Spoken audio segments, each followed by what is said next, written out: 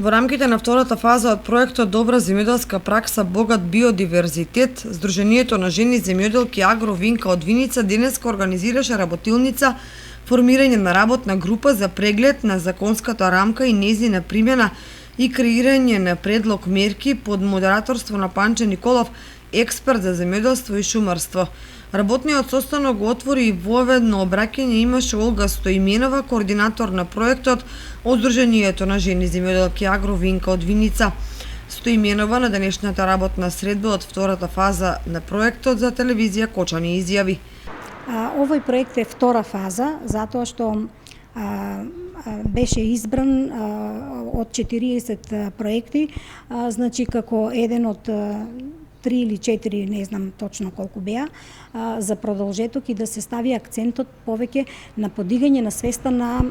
населението кои се занимаваат со жетвени култури и кои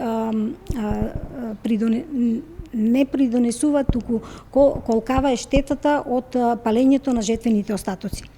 Значи, тука беше цел на проектот зачувување на природата и на биодиверзитетот, зачувување на структурата на почвата во Брегалничкиот регион. Фактички, тука опфатени се 4 општини: Зрновци, Виница, Кочани, Чешиново, Облешево. Неколку средби се одржаа во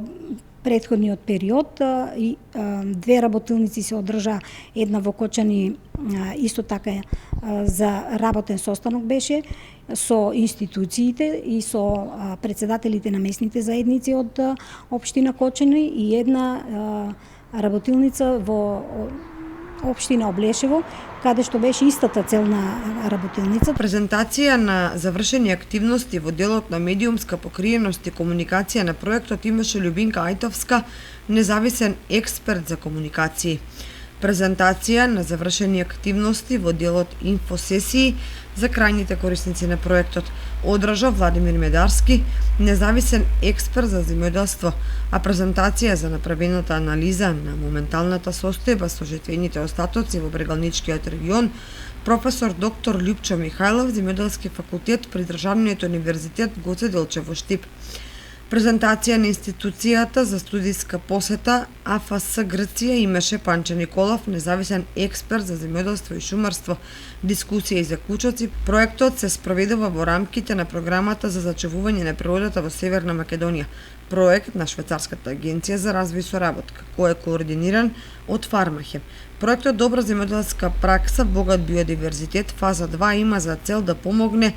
во зачувувањето на животната средина, природата, биодиверзитетот и структурата на почвата во Брегалничкиот регион, каде што се одгледуваат житни култури. Главните активности на проектот се насочени кон намалување, престанување на палењето на жетвените остатоци од житните култури преку примена на добра земјоделска пракса.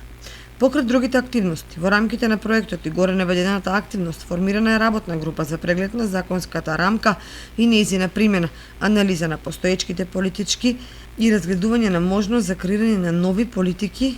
со предлог мерки за одржливо управување со жетвените остатоци,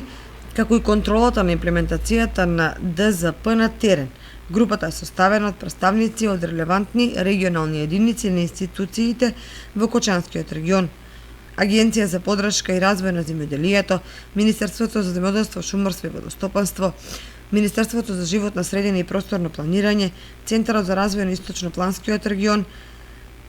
представници на Сдружение на оризопроизводители, Земјоделски институт, Општина Чешиново, Облешево и Општина Кочани. Во рамките на групата за оваа активност предвидени се неколку подактивности. Прв работен состанок на работна група, потоа втор работен состанок пред студиска посета на институција која ќе биде накратко презентирана на работниот состанок со обемно, практично и законодавно искуство во таа област од земја членка на Европската Унија, конкретно Грција, со дводневна обука за стекнување знаење и размена на искуства и модерирана работилница за сумирање на резултатите и креирање на предлог мерки и политики.